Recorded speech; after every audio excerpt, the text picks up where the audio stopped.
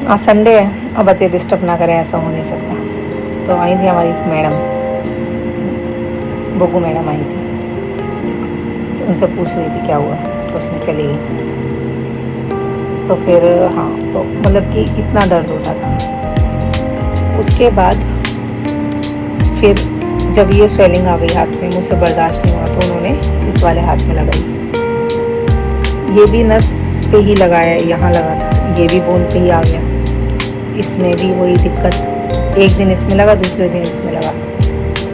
Means 4, 8, 12 injection मैंने इस वाले में लिए, फिर 12 मैंने इस वाले में लिए, फिर 8 मैंने यहाँ लिए।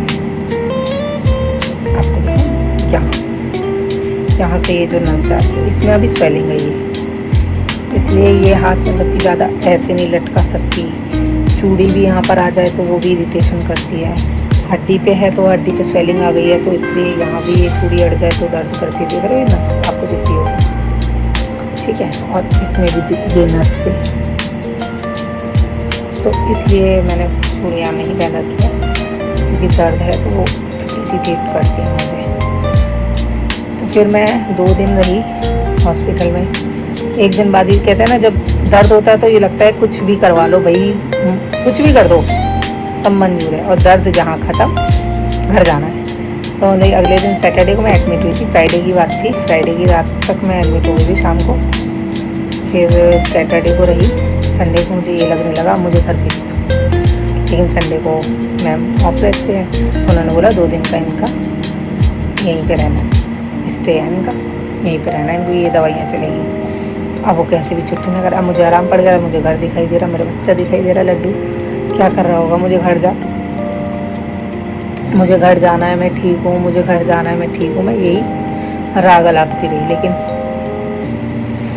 नहीं हो सकता था पॉसिबल। इन्होंने भी कहा, जो जानते हैं ये वहाँ 1-2 जनों को, तो उनसे बोला, तो उन्होंने कहा नहीं मैम बोल के गई है, ये प्रोसेस चलेगा, मैम आएंगी चेक करके तभी वो डिस्चार्ज करेंगी, ठीक है।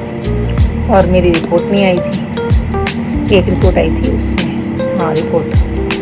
फिर तब तो इंजेक्शन लगे, तो मेरा निकला क्या, सब चीज़ों का जब टेस्ट के निकला तो मेरा ब्लड तो ठीक था।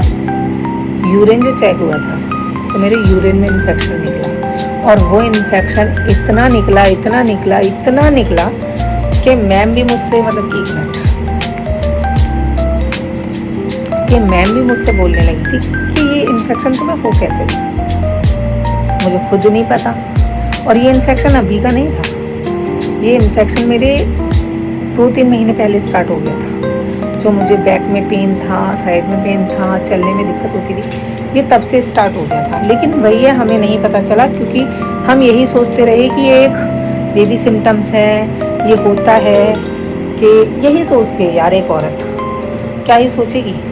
और घर में सब एडवाइस जो देते हैं कि तुम एक अनोखा नहीं कर रही हो, सबके होता है, ये होता है, वो होता है, तो भाई ऐसा कुछ भी नहीं होता। जितने लोग मुंह चलाते हैं, जिस पे बीतती है वही जानता है, ठीक है। इसलिए अगर आपको इतनी सी भी दिक्कत होती है ना ड्यूरिंग प्रेगनेंसी, तो आप प्लीज़ अपने डॉक्टर से कंसल्ट करें, प्राइवेट करें, गवर्नमेंट में ना भटकें, क्योंकि गवर्नमेंट वाले नहीं करते और वो तब तक लटकाए रहते हैं। हर चीज़ तुम गवर्नमेंट ही कराओगे फिर, तो इसलिए मेरा मानना ये है कि प्राइवेट में ना कर, वो सरकारी में ना करा के प्राइवेट कराओ।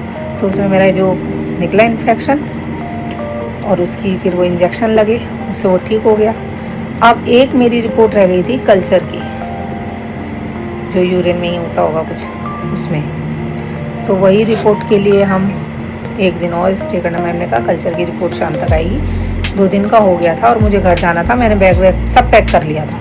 यार 3 दिन परमानेंट तुम एक ही जगह लेटे रहो, ना जाना ना आना ना कुछ, फ़ोन भी कितना चलाओगे।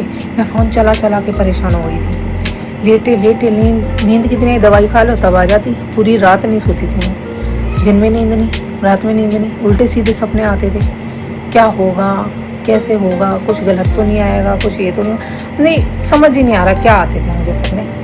मैं बहुत कहाँ कौन सी दुनिया में रहने लगी थी ना। एक दिन तो मैं हॉस्पिटल में ही पूरी रात जगी। मेरी मम्मी ने बोला सो जा, तुझे नींद नहीं आएगी तो कैसे बच्चे को प्रॉब्लम होगी। नींद आ ही नहीं रही थी, जैसे ही आँख बंद करो कुछ ना कुछ उल्टा सीधा, कुछ ना कुछ उल्टा सीधा। तो नींद आई ही नहीं, 2 रात में ऐसे ही जगती रही और फिर भी मुझे नींद नहीं आई। दिन में भी नींद नहीं आती थी। सोती थी जब तक असर रहता था दवाई का, तब तक आँख लग जाती थी, फिर उठ जाती थी, फिर सो जाती थी, फिर उठ जाती, ऐसा होता था। लेकिन कल्चर की रिपोर्ट में टचवुड कुछ नहीं आया, मीन्स माइनर सा था। तो उन्होंने बोला ये तो बहुत मैक्सिमम है। तो उन्होंने जब मुझे डिस्चार्ज कर रही थी ना, तो उन्होंने बोला अभी कल्चर की रिपोर्ट नहीं आई है, ये इंजेक्शन कंटिन्यू रहेंगे। और वो कल्चर की रिपोर्ट नेक्स्ट डे मिलती और एडमिट रहने का कोई फ़ायदा था नहीं। तो उन्होंने बोला ऐसा है, सिर्फ इंजेक्शन ही लगेंगे, तो आप ऐसा करो सुबह शाम इसको इंजेक्शन लगवाओ, घर ले जाओ। ये नहीं रुकूँ, क्योंकि मेरा बिल्कुल भी मन नहीं था वहाँ रुकने का। आधे मरीज़ तो हॉस्पिटल में रह के हो जाते हैं, इसलिए मैं घर आ गई। तो रात के 9 बजे लगा, नेक्स्ट डे मॉर्निंग में लगा। फिर शाम को मेरी कल्चर की रिपोर्ट आ गई थी। हाँ, दिन में ही आ गई थी, सुबह मॉर्निंग में। तो मैम ने बोला था कि आज लास्ट रात को लगवा लो और ये कैनुला हटवा लेना और अब तुम्हारी दवाई चलाएंगे। क्योंकि जो दूसरी कल्चर की रिपोर्ट आई है, जिसका हमें डर था, उसमें ऐसा कुछ भी नहीं निकला जो हम सोच रहे थे। और जो निकला है उसका प्रोसेस हम चालू रखेंगे। तो मीन्स हम जिसको इतना सोचते हैं ना, वो कभी यहाँ तक आ जाता है, हमें पता भी नहीं चलता। तो अब मेरी दवाई वहीं से चल रही है मैडम से, और कल मेरा रिविज़िट करना है मुझे वहाँ पर। तो कल जाऊँगी, देखूँगी क्या बोलती हैं मैम। प्रॉपर बेड रेस्ट बोला उन्होंने, बिल्कुल झुकना नहीं है, कुछ भी नहीं करना है, नीचे नहीं बैठना है ज़मीन पर, जो करना है बेड पे करना है और लेटना है साइड पोजीशन चेंज कर करके, झुकना बिल्कुल नहीं है। और 27 मई आप लोग जो परेशान हो रहे थे क्या हुआ, कॉल कर रहे थे, मैसेजेस कर रहे थे इंस्टा पे और व्हाट्सएप पे। कुछ लोगों की मैंने कॉल्स नहीं उठा पाई क्योंकि मैं बात करनी सिचुएशन में नहीं थी। मैं किस किस को बताती, एक ही लाइन में कब तक दोहराती, आपको बताऊं, फिर अगले का कॉल आया उसको बताऊं, उसको बताऊं। हालांकि आप मुझसे मतलब कि कुछ लोग बहुत है, क्योंकि कहते हैं ना हम अच्छे हैं तो दुनिया हमसे तभी जुड़ती है जब हम अच्छे होते हैं। तो बहुत से लोग जो मेरे टच में है, मतलब सब अच्छे हैं, सभी अच्छे, भाई मैं अच्छी तो सब अच्छे हैं। लेकिन सबको बहुत ज़्यादा टेंशन थी, गली वालों को बहुत ज़्यादा टेंशन थी। कई लोग मिलने भी आए मुझसे, और एक दो तो कल दीदी बता रही थी कि मैं जा रही थी दूध लेने, और 2 औरतें मुझसे कह रही थी क्यों सोनम की जेठानी सोना बहू कैसी है, कह रही मैं उन्हें जानती नहीं।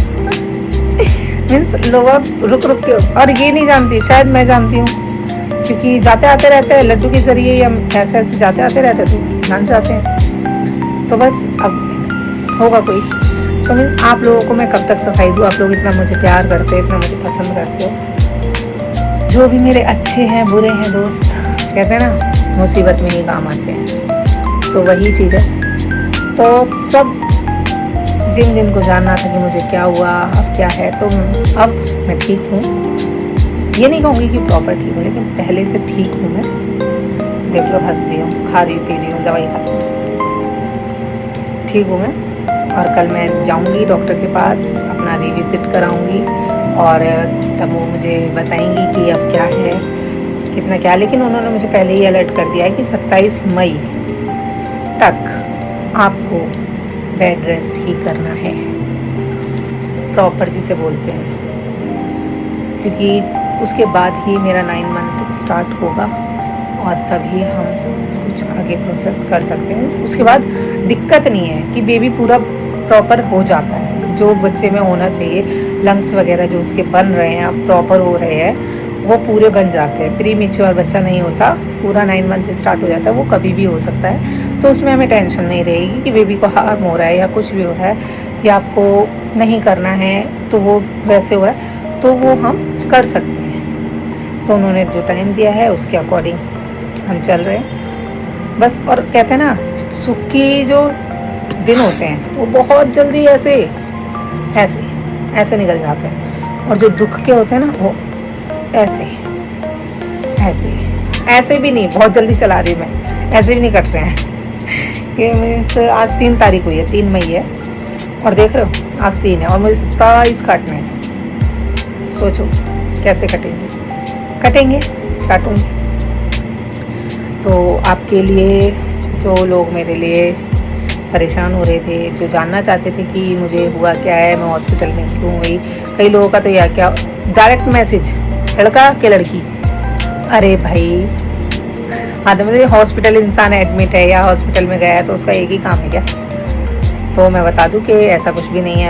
अभी बहुत टाइम है, ठीक है। अभी 1.5-2 महीने पूरे हैं और होगा तो मैं आपके साथ शेयर ज़रूर करूँगी और धीरे धीरे ब्लॉग के थ्रू सबको पता चलेगा। जो लोग मुझसे दूर से जुड़े हुए हैं, कई लोगों के कॉल्स आते मैं नहीं ले पाती क्योंकि यार मेरी इतनी कंडीशन नहीं होती है कि मैं सबको एक एक करके बता पाऊँ। और इतनी देर मैंने ब्लॉग बना लिया, अब मुझे प्रॉब्लम हो रही है। तो अब मैं रेस्ट करती हूँ, मैंने दवाई खा ली है। तो आप लोगों को पता चल गया होगा कि मैं कैसी हूँ और मुझे क्या हुआ था। तो बस आप इस ब्लॉग को यहीं एंड करते हैं। तो मिलते हैं जल्दी से कि डॉक्टर ने मुझे क्या बोला, अब कैसा है मेरा हेल्थ। ओके, तो चैनल पे नए हैं तो सब्सक्राइब कर लेना और सपोर्ट दिखा देना।